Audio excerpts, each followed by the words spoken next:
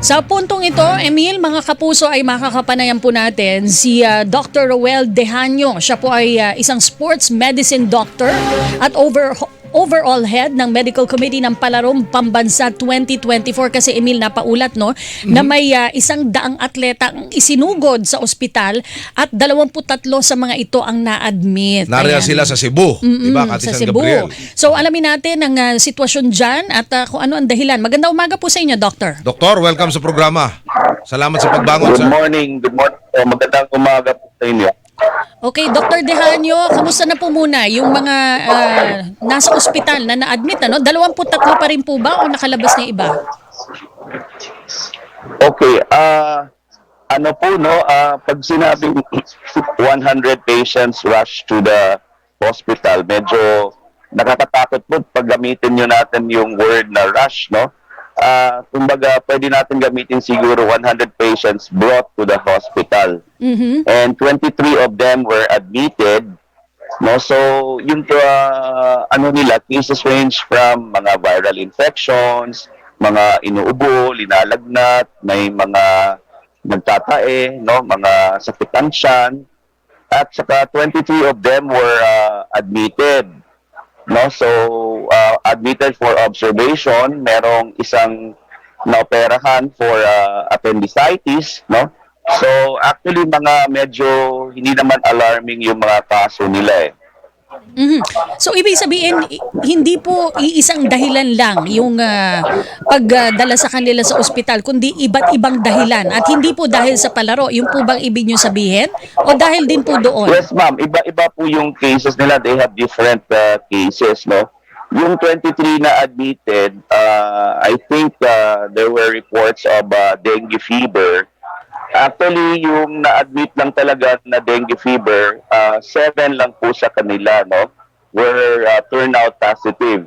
And right now, 4 were already discharged. Only 3 are admitted right now in the hospital. And they're all stable and well taken care of. Doktor, pakipaliwanag nyo lang po sa amin.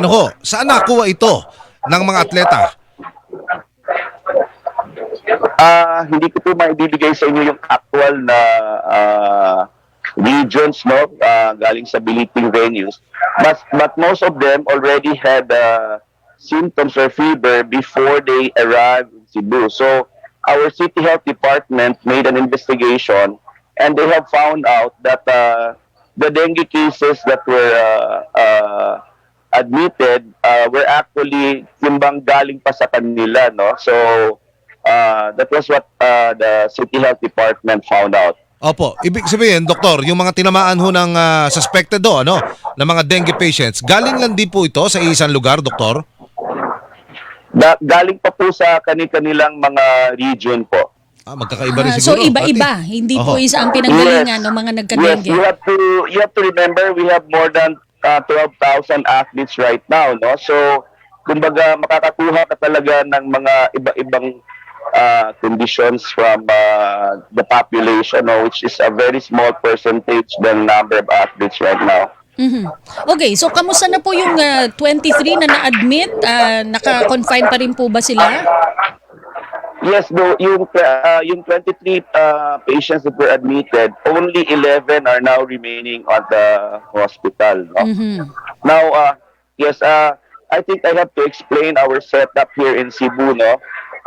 We have actually more than 600 volunteers, no, medical volunteers composed of doctors, nurses, physical therapists, emergency medical responders. So they are deployed in the different believing venues as well as in the 35 playing venues.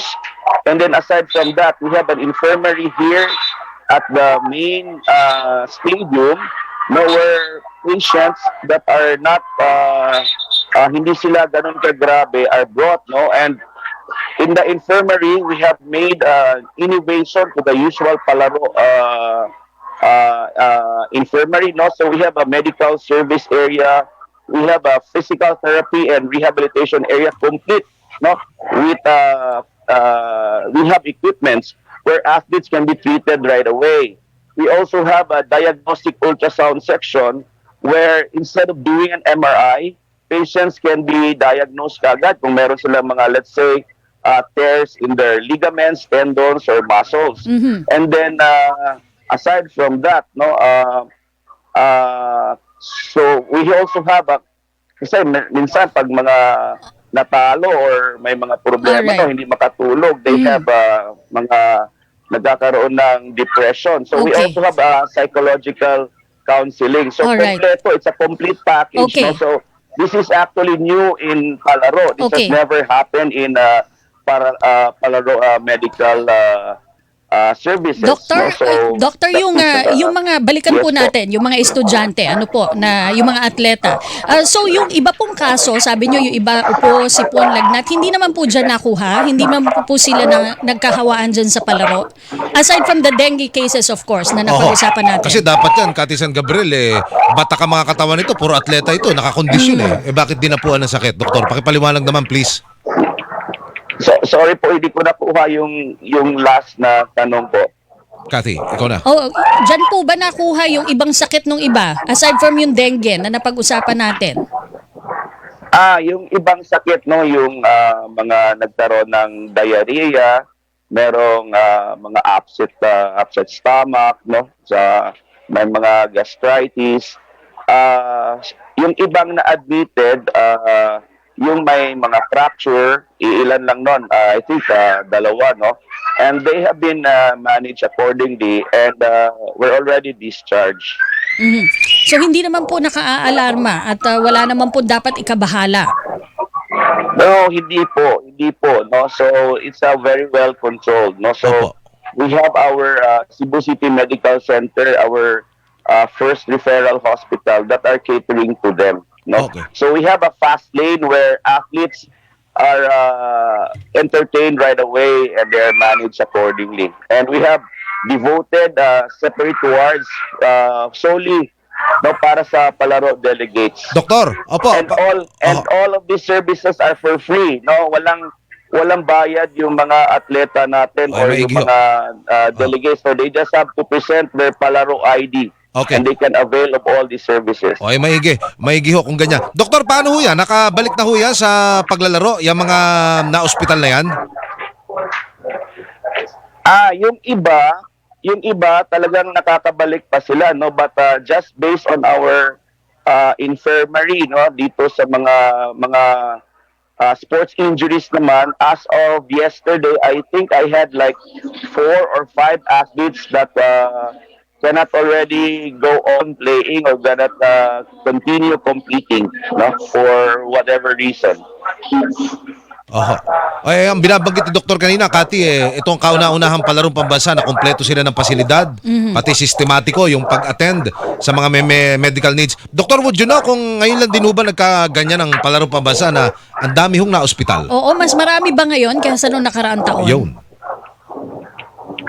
I'm sorry, I cannot give you the data from previous palaro because this was handled by the host region or host city, which was Marikina before. But I think on our end, I can say that the 23 admissions is really a very, very small percentage to the total population of athletes right now. And even if we compare it to Olympic data, this is like 0.0% lang of the total population of athletes, which is more or less comparable or even smaller than usual data coming from big sporting events. Okay, maraming salamat po sa inyong oras, Dr. Dehanyo. Good luck ha, Doktor. Have a blessed weekend. Hinihilingan, walang Pinoy.